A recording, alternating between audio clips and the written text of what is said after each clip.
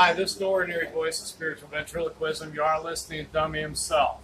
Boy, did I ever get insight into Deuteronomy 22:5, the prohibition of a woman to put upon herself a garment which belongs to a man. And, ordinarily we think of that as just clothing, and we don't really take that any further. But when you go back into the original Hebrew, you find that it's a much deeper and much more concrete in its meaning. The text in Deuteronomy 22:5 has more of significance of authority as it has than just to regular clothing. And it's obvious that there was a difference in clothing between a Hebrew man, a Hebrew woman, based upon the style or the type of cloth or however it was cut, would denote that it would be a garment belonging to the man and not that of the woman.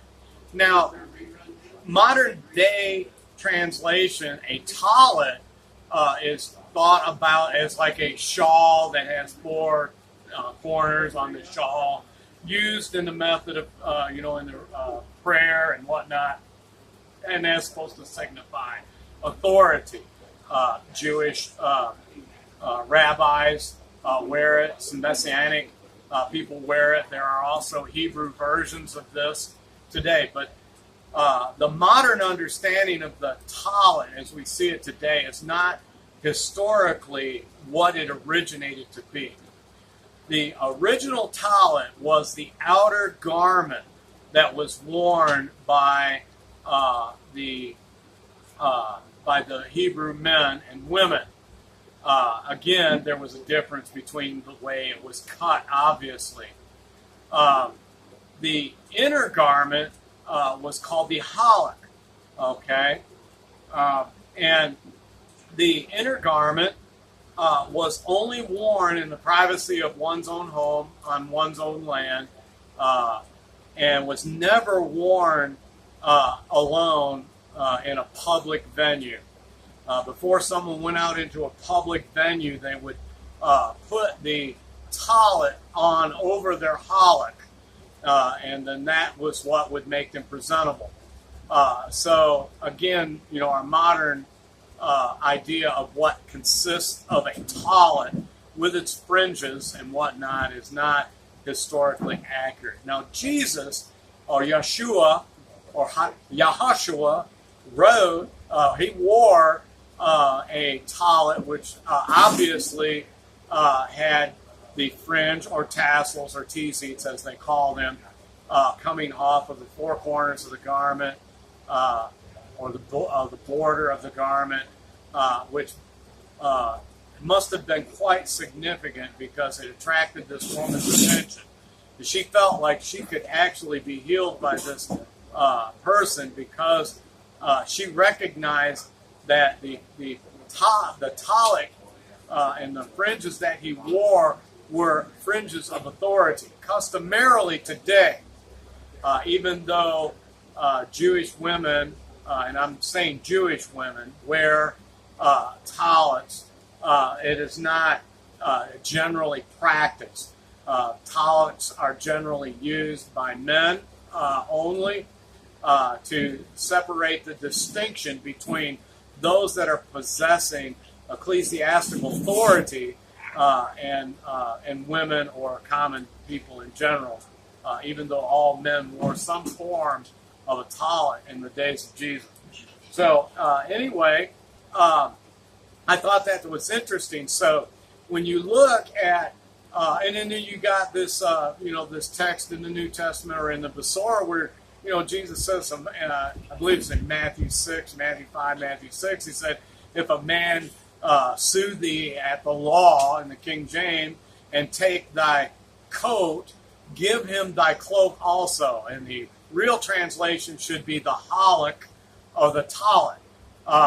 The halak given for a pledge had to be returned to the man before the next day. because it was significant. Because, one, the halak was what literally covered up one's nakedness.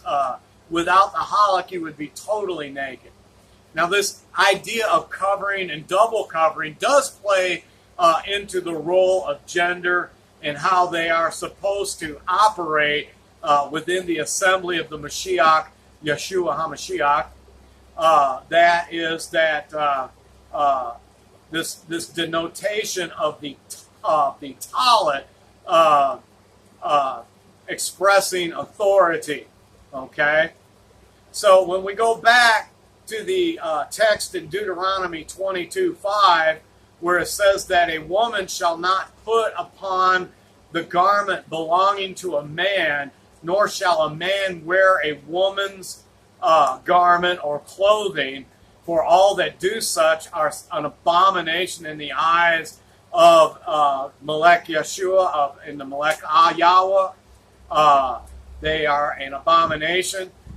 That means more than just clothing. That's what you would call a first level understanding of that. The spiritual connotations of that is what is being described by the emissary Paul or Shaul in the books, first book to the Corinthians, that explaining the role of headship. Yahweh being the head of Christ, Christ being the head of the man being the head of the woman, etc., in a positional authority structure. So if a woman goes and takes a garment that belongs to a man and puts it on, then she is covering herself. She has no masculine covering. She's using a mere garment to use a male's garment to express authority. Now, in the West, I don't really see how this really matters, except even the Gentiles, by their own customs, if they do the things by nature that are contained in the Torah, they are now judging themselves in a law unto themselves. So they're kind of like on a double-edged sword here,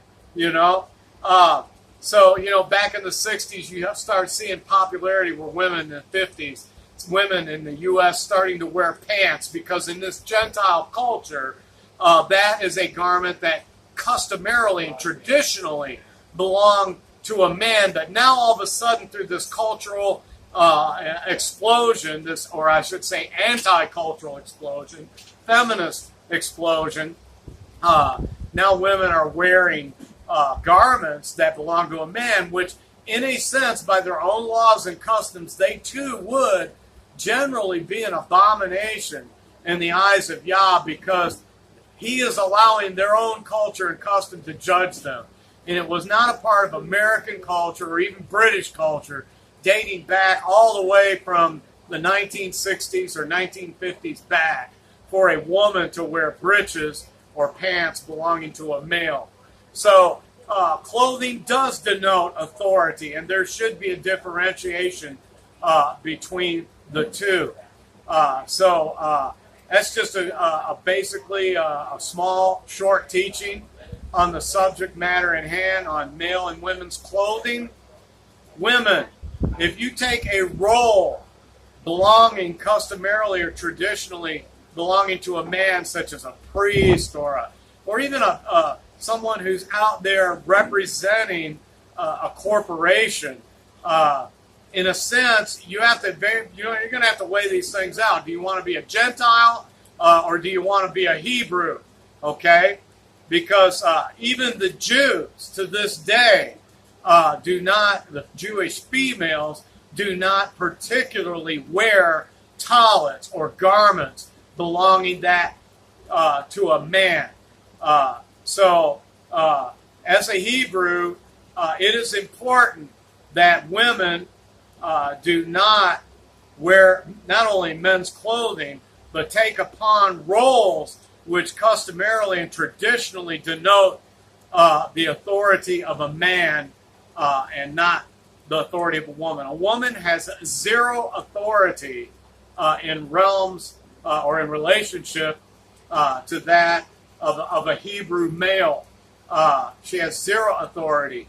And for her to take upon authority for herself, traditionally belonging to that, scripturally belonging to that of a man, is to commit one of the worst abominations there can be in the eyes of Yah.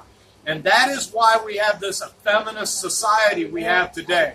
Because women have now traditionally taken upon roles that traditionally belong to males. Now, the males haven't done a very good job at maintaining the standard.